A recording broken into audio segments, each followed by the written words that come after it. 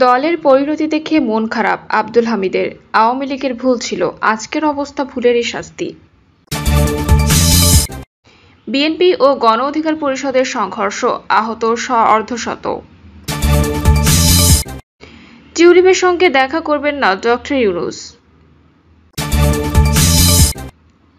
এবং সর্বশেষ জানাবো ভারতের বিমান দুর্ঘটনা যান্ত্রিক না মানব ত্রুটি, কি বলছেন বিশেষজ্ঞরা। শুনছিলেন সংবাদ শিরোনাম, এবারে বিস্তারিত। দলের পরিণতি দেখে মন খারাপ আব্দুল হামিদের। আওয়ামী লীগের ভুল ছিল, আজকের অবস্থা ভুলেরই শাস্তি। আওয়ামী লীগের বর্তমান পরিণতি দেখে খুব মন খারাপ সাবেক রাষ্ট্রপতি আব্দুল হামিদের। তিনি কাছের মানুষদের প্রায়ই বলেন, গত 16 বছরে আমাদের অনেক ভুল ছিল, তা না হলে এমনটা কেন হলো। ভুল ছিল বলেই আজকের এই পরিণতি, আজকের অবস্থা হয়তো আমাদের ভুলেরই শাস্তি। তিনি আক্ষেপ করে বলেন, 2012 সালে যখন স্পিকার ছিলাম তখনই বলেছি, সরকার স্বৈরাচারী হলে জনগণ বেশি দিন সায় দেবে না। বর্তমানে কার্যত নিষিদ্ধ দল আওয়ামী লীগকে আগামী দিনে রাজনীতি করতে হলে তাদের অতীতের ভুল শোধরাতে হবে বলেও মনে করেন দলটির শাসনামলে টানা 10 বছর রাষ্ট্রপতির দায়িত্ব পালন করা আব্দুল হামিদ। 5 আগস্টের পর ক্ষমতাচ্যুত সাবেক প্রধানমন্ত্রী শেখ হাসিনার সঙ্গে কোনো যোগাযোগ হয়নি সাবেক রাষ্ট্রপতি আব্দুল হামিদের। তার নিজের বা শেখ হাসিনা কোনো পক্ষ থেকেও কোনো ধরনের যোগাযোগের চেষ্টাও করা হয়নি। এমনকি আওয়ামী লীগের নেতাকর্মীদের সঙ্গেও তার যোগাযোগ ও কথাবার্তা হয়নি। তবে নিয়মিত খোঁজখবর রাখেন দেশ ও রাজনীতি সম্পর্কে, নিয়মিত পড়েন খবরের কাগজ, সুযোগ পেলে খবর দেখেন টেলিভিশনেও। 5 আগস্ট ছাত্র জনতার আন্দোলনে আওয়ামী লীগ সরকারের পতন ঘটে। শেখ হাসিনা সহ দলটির শীর্ষ নেতারা প্রায় সবাই হয় পলাতক নয়তো জেলে। তাদের বিরুদ্ধে হত্যা এবং মানবতা বিরোধী অপরাধের অভিযোগে বিচার চলছে। বর্তমানে দেশে আওয়ামী লীগের কার্যক্রম নিষিদ্ধ। নির্বাচন কমিশন নিবন্ধন স্থগিত করেছে। আওয়ামী লীগের ভুল রাজনীতি নিয়ে রাষ্ট্রপতি থাকার সময়ও কথা বলার চেষ্টা করতেন আব্দুল হামিদ। যেসব বিষয় তার পছন্দ হতো না সেসব বিষয়ে সাবেক প্রধানমন্ত্রী শেখ হাসিনাকেও মাঝে মধ্যে বলতেন। এ বিষয়ে তার শ্যালক নওশাদ খান বলেন, তিনি প্রায় বলেন, আমি একমাত্র অনেক কথা বলতাম, এজন্য অনেকে আমাকে পছন্দ করতো না। আব্দুল হামিদের বর্তমান শারীরিক অবস্থা খুব বেশি ভালো নয়, একা চলাফেরা করতে পারেন না, তাকে ধরে ধরে বাথরুমে নিতে হয়। তিনি নামাজও পড়তে পারেন না। এ বিষয়ে নওশাদ খান জানান, উনি বলেছেন, নামাজ কালাম তো পড়ি নাই, আল্লাহই জানেন কি হয়। তবে আমি বলেছি, আপনি তো অনেক মানুষের উপকার করেছেন, কারো ক্ষতি করেননি, আল্লাহ নিশ্চয়ই মাফ করবেন। আব্দুল হামিদের ল্যাং ক্যান্সার 3 to 4 স্টেজ এর মাঝামাঝিতে রয়েছে, যেটাকে লাস্ট স্টেজ বলা হয়, যা কিছুটা ছড়িয়েও গেছে। তিনি শারীরিকভাবে খুবই দুর্বল, ওজন অনেক কমে গেছে, নিজে নিজে চলাফেরাও করতে পারেন না, অন্যের সাপোর্ট নিয়ে চলাফেরা করেন। ডক্টর আনম নওশাদ খান বলেন, ডাক্তার 3 মাস অপেক্ষা করতে বলেছেন, এরপর আবার তাকে যেতে হবে। তার বিদেশ যাত্রা নিয়ে দেশে নানা ধরনের আলোচনা চললেও তিনি নিজে দেশে ফেরার বিষয়ে অনড় ছিলেন।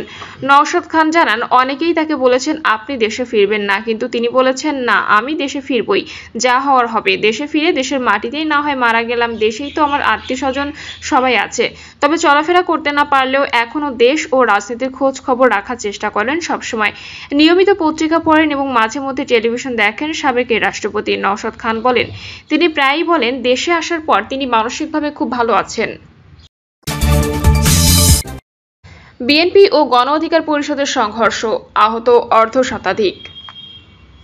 পটুয়াখালীর গলাচিপা উপজেলার পাতাবুনিয়া বাজারে বিএনপি এবং গণ অধিকার পরিষদের নেতাকর্মীদের মধ্যে দফায় দফায় হামলা ও ভাঙচুর ঘটনা ঘটেছে। এসব ঘটনায় উভয় দলের কমপক্ষে অর্ধশত নেতাকর্মী আহত হয়েছে। এ সময় ঘটনাস্থলে পুলিশ ও সেনাবাহিনীর সদস্যরা গেলেও পরিস্থিতি সামাল দিতে বেগ পেতে হয় তাদের। বর্তমানে এলাকায় অতিরিক্ত পুলিশও মোতায়েন রয়েছে। এ ঘটনায় পুরো এলাকায় থমথমে পরিবেশ বিরাজ করছে। এদিকে এসব ঘটনাকে কেন্দ্র করে গলাচিপা ও পটুয়াখালীতে বিএনপি ছাত্রদল ও গণ অধিকার পরিষদ পাল্টাপাল্টি বিক্ষোভ মিছিল ও সমাবেশ করেছে। এ সময় বিএনপির বিক্ষুব্ধ নেতাকর্মীরা রাস্তায় গাছ ফেলে ভিপি নূরকে উপজেলার বকুলবাড়িয়া রাত 1:30 পর্যন্ত অবরুদ্ধ করে রেখেছে। বিএনপির একাধিক নেতা জানান, ঈদুল আজহার পরে গলাচিপা ও দশমিনায় প্রকাশ্য জনসভায় গণ অধিকার পরিষদের সভাপতি নুরুল হক নূর স্থানীয় বিএনপি নেতাদের বিরুদ্ধে বিষোদ্গার করেছেন। এ ঘটনায় তার নিজের ইউনিয়ন গলাচিপার চরকাজলে গত বুধবার রাতে স্থানীয় বিএনপি নেতাকর্মীরা তার বিরুদ্ধে বিক্ষোভ মিছিল ও সমাবেশ করলে বাধে বিপত্তি। তারা জানান বৃহস্পতিবার রাতে এই ঘটনার প্রতিবাদে চরকাজলে গণ অধিকার পরিষদ বিক্ষোভ মিছিল ও সমাবেশ করে। বিক্ষোভ শেষে দলটির নেতাকর্মীরা রাত ৮টার দিকে চরকাজল বিএনপি অফিসে হামলা চালিয়ে ব্যাপক ভাঙচুর করে। এ সময় উভয় দলের নেতাকর্মীদের মধ্যে হামলা পাল্টা হামলায় প্রায় অর্ধশতাধিক আহত হয়। এ বিষয়ে গণ অধিকার পরিষদ পটুয়াখালী জেলা শাখার সাধারণ সম্পাদক শাহ আলম জানান, ভিপি নূর নিজের ইউনিয়ন চর বিশ্বাস ও চর শিবায় গণ অধিকার পরিষদের সকল কার্যালয় ভাঙচুর করেছে বিএনপি নেতাকর্মীরা। এই হামলায় তার ছোট ভাই আমিনুল ইসলাম নূর সহ প্রায় 25 থেকে 30 নেতাকর্মী আহত হয়েছে। তবে বিএনপির কেন্দ্রীয় নির্বাহী কমিটির সদস্য হাসান মামুন বকুলবাড়িয়ার অবরুদ্ধ ভিপি নুরুল হক নূরকে উদ্ধারে প্রশাসনের সর্বোচ্চ সহযোগিতা করার অনুরোধ জানিয়েছেন দলীয় নেতাকর্মীদের। এদিকে রাত 1টার দিকে সামাজিক মাধ্যম ফেসবুকে এক পোস্টে নূর জানান, রাত 10:45 থেকে 1:27 পর্যন্ত এখনও অবরুদ্ধ। পুলিশ সেনাবাহিনী এসে এখনও সন্ত্রাসীদের রাস্তা থেকে হটাতে পারেনি। নির্বাচনে এই প্রশাসন কিভাবে পরিস্থিতি সামাল দেবে? এর আগে গাতাপুনিয়া এক সভায় তিনি বলেন, হাসান মামুনের নির্দেশে তার নিজের এলাকায় হামলার শিকারের ঘটনায় আমি লজ্জিত।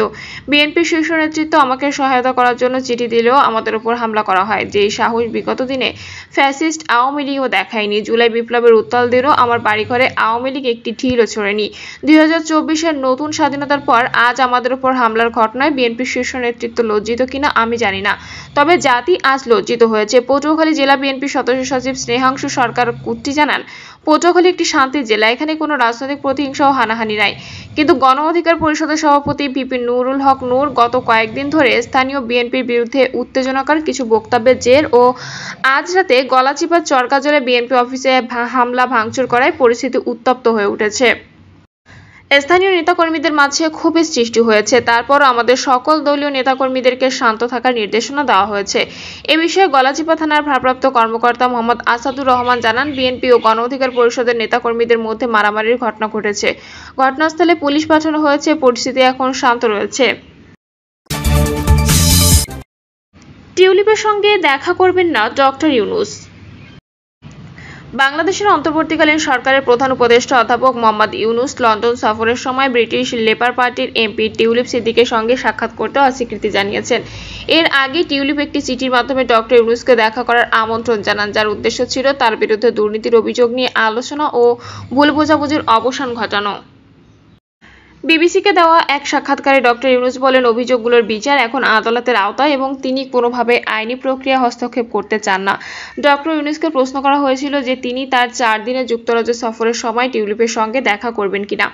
জবাবে প্রধান উপদেষ্টা বলেন, না, আমি তার সঙ্গে দেখা করব না, কারণ এটি একটি আইনি প্রক্রিয়া, আমি এতে কোনো বাধা দিতে চাইনি। প্রক্রিয়াটি নিজের গতিতেই চলুক। বাংলাদেশের দুর্নীতি দমন কমিশন বর্তমানে টিউলিপ সিদ্দিকের বিরুদ্ধে একটি তদন্ত পরিচালনা করছে। অভিযোগ রয়েছে তার খালা ও বাংলাদেশের সাবেক প্রধানমন্ত্রী শেখ হাসিনা শাসনামলে টিউলিপ অবৈধভাবে জমি গ্রহণ করেছে।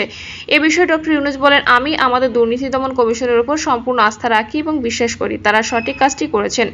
অন্যদিকে লন্ডনে অবস্থানরত সাবেক ট্রেজারি মিনিস্টার টিউলিপ সিদ্দিক এসব অভিযোগ প্রত্যাখ্যান করে বলেন, এটি রাজনৈতিক উদ্দেশ্য প্রণোদিত একটি অপপ্রচার। তিনি জানান, বাংলাদেশি কর্তৃপক্ষ তার আইনজীবীদের সঙ্গে সহযোগিতা করতে অস্বীকৃতি জানিয়েছে এবং এখনও কোনো প্রমাণ পেশ করেনি। চিঠিতে সিদ্দিক উল্লেখ করেন, ডক্টর ইউনূসের সঙ্গে সাক্ষাৎ করতে দুর্নীতি দমন কমিশনের তৈরি হওয়া বিভ্রান্তি দূর করা যেতে পারে। তবে ডক্টর ইউনূস স্পষ্ট জানান, বিষয়টি আদালতের সিদ্ধান্ত সাপেক্ষ, আদালতে নির্ধারণ করবে মামলা চলমান থাকবে কিনা বা তা বাতিলযোগ্য।